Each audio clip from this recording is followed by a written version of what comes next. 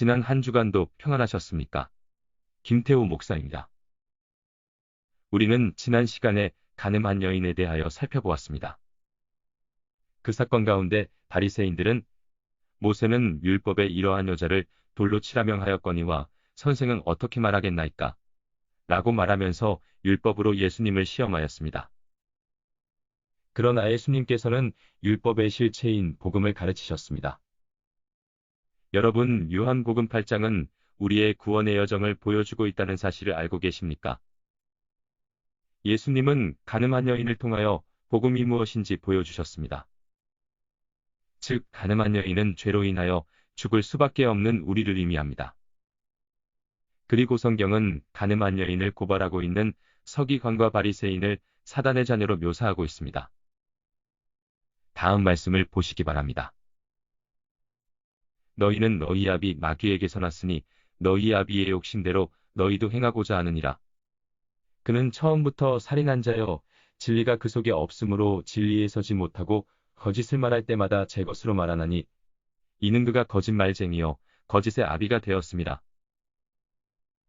따라서 가늠한 여인과 마찬가지로 우리는 율법에 따라 사단에 의하여 하나님 앞에 고발을 당하게 됩니다.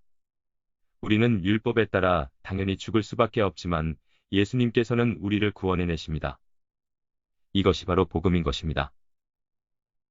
그리고 많은 경우 구원에 대한 우리의 지식은 여기에서 그치고 맙니다.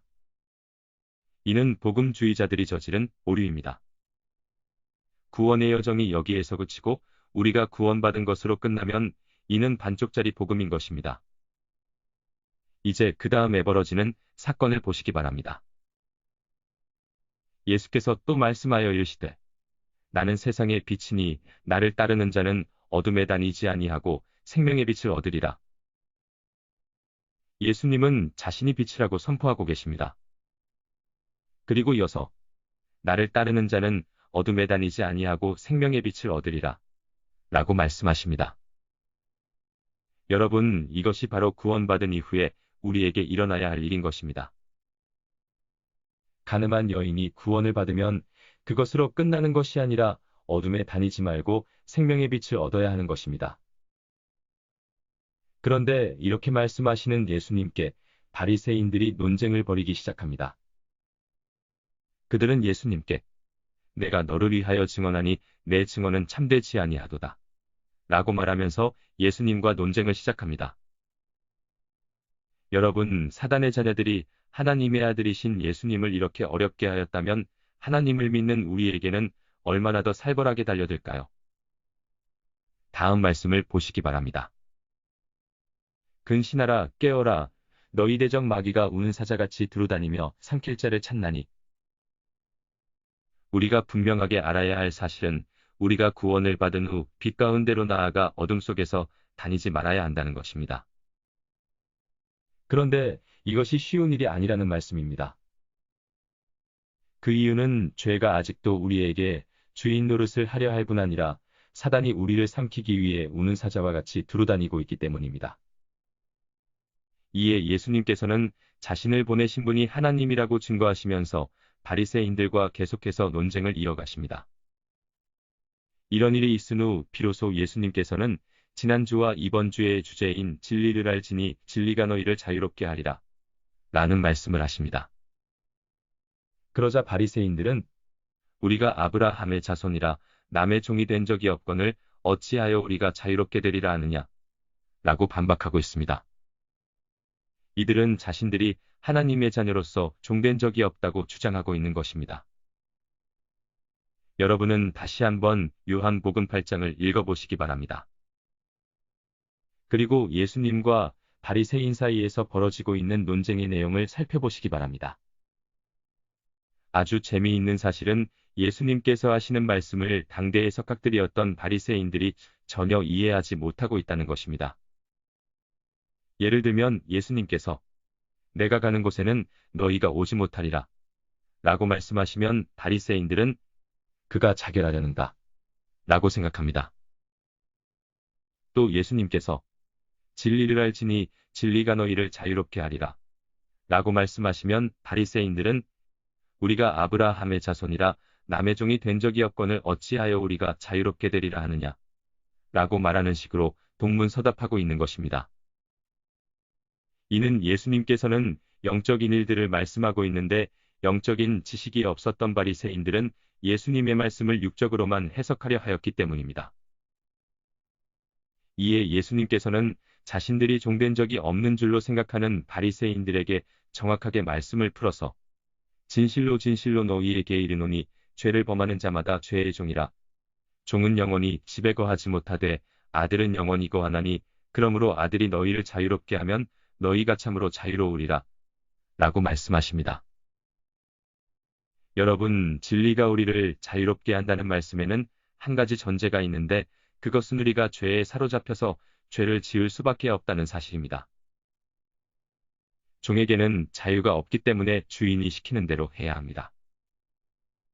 다시 말씀드린다면 죄에 사로잡힌 사람들은 죄의 종이기 때문에 죄가 부리는 대로 죄를 지을 수밖에 없다는 말씀입니다. 여러분은 죄가 살아있는 생물도 아닌데 어떻게 우리의 주인이 되어 우리를 부릴 수 있는가? 라고 생각할지도 모르겠습니다. 그러나 여러분은 사단이 받은 저주가 바로 우리 육신의 열매를 먹으면서 사는 것이고 육신의 열매가 바로 죄라는 사실을 다시 한번 기억하시기 바랍니다. 이는 죄가 우리를 부리는 것이 아니라 사단이 죄를 통하여 우리를 자기 마음대로 부린다는 말입니다. 그리고 이는 우리가 죄에 빠지게 되면 우리는 사단의 종노릇하면서 살 수밖에 없다는 사실을 의미합니다.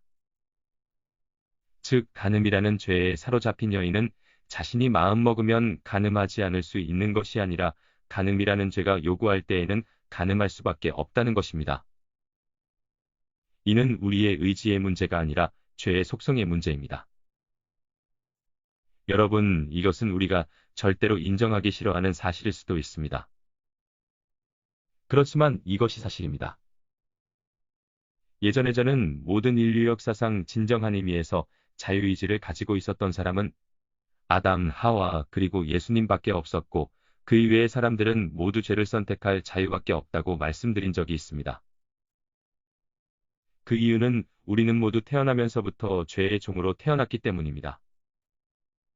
그리고 예수님께서 두 번째 아담으로 오시면서 우리가 죄로부터 벗어날 수 있는 방법을 가르쳐 주셨는데 그 방법이 요한복음 8장에 나타나 있고 그것이 바로 예수님께서 간음한 여인에게 다시는 죄를 범하지 말라 라고 말씀하신 후 나는 세상의 빛이라고 말씀하시고 이어서 빛을 따르는 자들은 더 이상 어둠에 다니지 않는다 라고 말씀하신 이유입니다.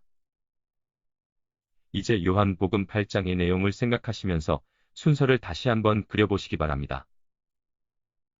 간음한 여인과 같이 우리가 죄사함을 받은 후 모든 것이 끝나는 것이 아니라 우리는 예수님을 따라서 빛 가운데로 들어가야 합니다. 그리고 더 이상 어둠 가운데 다니지 말아야 합니다. 그러기 위해서는 진리를 알아야 하고 진리가 우리를 죄로부터 자유롭게 만들 수 있다는 말씀입니다.